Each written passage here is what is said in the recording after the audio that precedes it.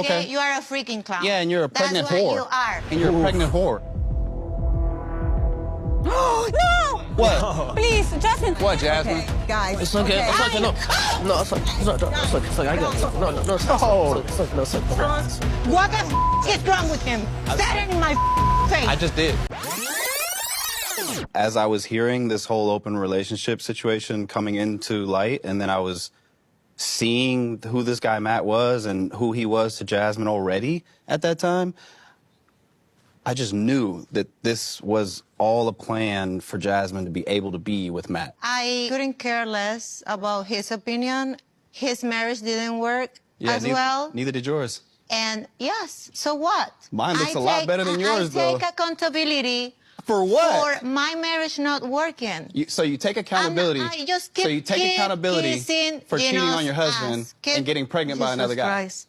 Do I have to explain myself to you? No, you don't have to explain yourself to me. Myself to you. Maybe you should explain yourself to the world.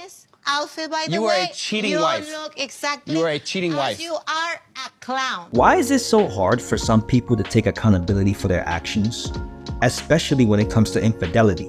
So she gets confronted for having a baby with another man who she wanted to be with all along, which meant she was at the very least having an emotional affair from the beginning. And instead of owning up to it, she calls the guy a clown. And then when he insults her back, rightfully so, she has a whole meltdown and starts crashing out. Say it ain't so. If a person gets cheated on and they cheat back, is their cheating justified? Hell yeah! Hell yeah! Yes! Treat people how you want to be treated! Let me guess, they're all single. But in all seriousness, if you get cheated on, just leave the relationship. There's no need to cheat back. Because if you're not a cheater, someone cheating on you shouldn't turn you into a cheater. I'm gonna simulate what it feels like to have a period. You're the first woman that I've tried this on. Oh, first woman? 15. This is 50.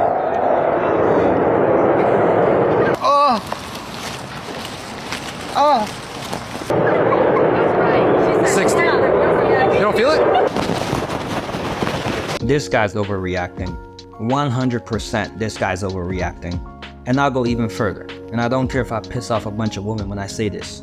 A period is not that painful. There, I said it. If you're mad, go cry about it. I just don't think people realize how hard being a stay-at-home mom is. I don't think people realize at all. Do you think that we wanted to stay home with our kids? Do you think we wanted to give up our life? Yeah, I know, I opened my legs, okay? 22 years old with 3 kids. Got it. Great. Thank you. Do you think this job is easy 24/7, no breaks, barely adult interaction? You're talking to kids all day long. Because I don't think people understand this is the hardest thing I've ever done in my entire life. Rules of the internet. Never believe a woman who sets up a camera, presses record, and starts crying. It's almost always crocodile tears. Now that we got that out of the way, I want to say this. Being a stay-at-home mom is literally a job you choose. No one forces you. And if any of you caught that, she says she's 22 years old with 3 kids. Meaning, if it was that hard, why didn't she stop at the first kid? I rest my case. You're seriously gonna take me home right now because I don't want to fuck? Bro, yes. Why? I thought we were having a good time. Like, we were having a good ass time, just chilling with each other. We just got some snacks. Like, why can't we just go to the movies or something? I don't want to go home right now. I drove a half an hour here. It's 2 in the morning. I'm not coming to hang out with you, bro. I want to fuck. What are you talking about? Why are you talking to me like that? Bro, we grown as fuck, bro. I'm not playing with you. I don't got time for this shit. I'm taking you home. I'm being nice and respectful. You think that's respectful? Well, yeah. The other option is he doesn't drive you home and leaves you stranded. And by the way, why are you hanging out with the guy at 2 a.m. thinking he just wants to hang out and he doesn't want to sleep with you?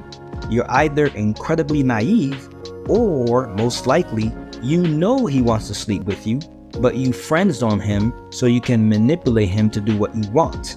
And he wasn't going for it. Good for him. Am I the asshole for leaving my own birthday dinner because my girlfriend turned it into a proposal for herself? Wait, what? I, 28 male, had my birthday dinner last weekend, and my girlfriend, Sarah, 27 female, offered to plan it. I was excited because I usually keep things low-key, but she said she wanted to make it special. She booked a nice restaurant and invited close friends and family.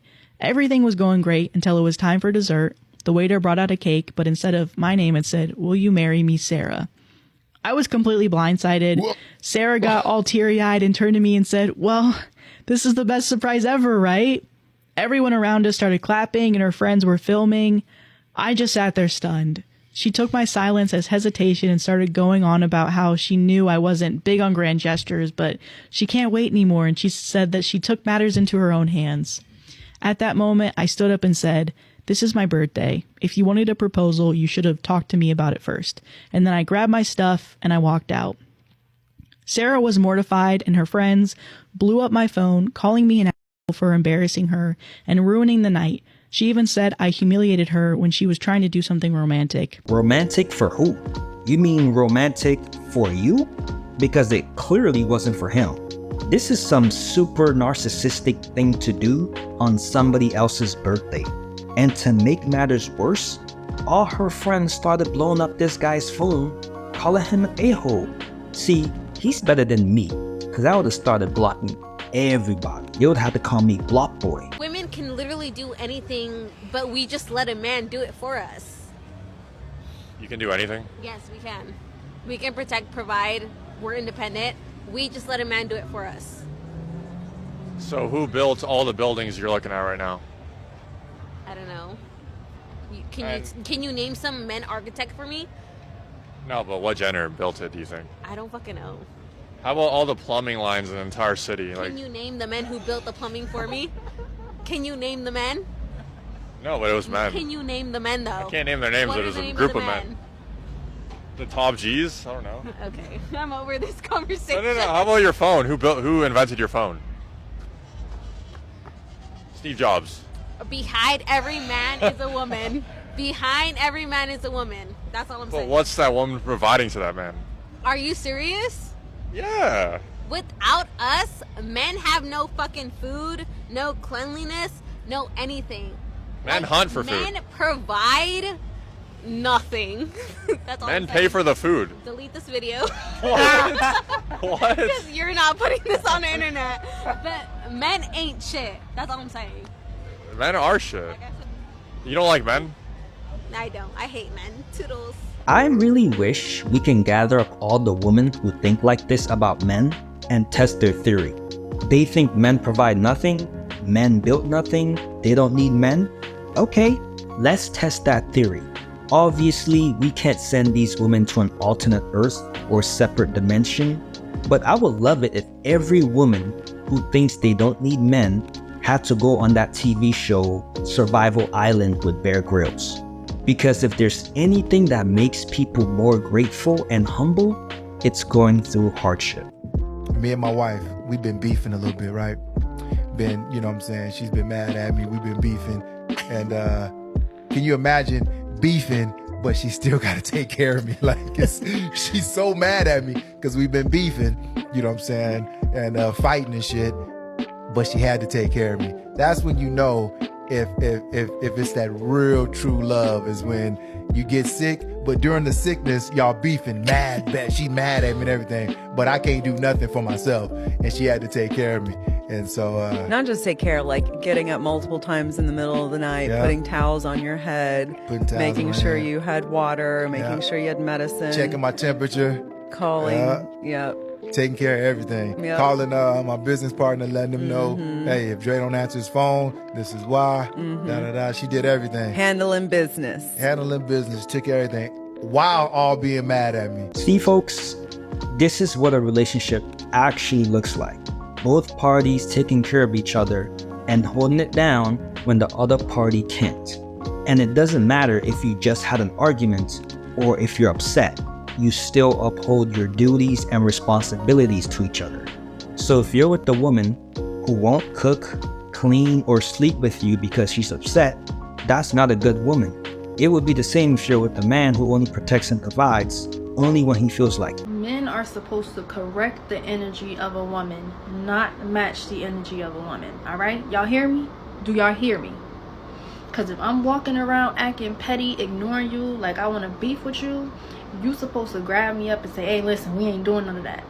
Fix yourself. You know what I'm saying? That's how a real man handles stuff. You know what that sounds like? That sounds like a kid throwing a tantrum and the parent is supposed to like calm the kid down. But in this example, it's not a kid. It's a fully grown adult that wants the accountability of a kid, but then demand equality and an equal voice to the man that they're in a relationship with. Make it make sense. Receive $10 million or your nigga receive 100 million? Receive 10 million.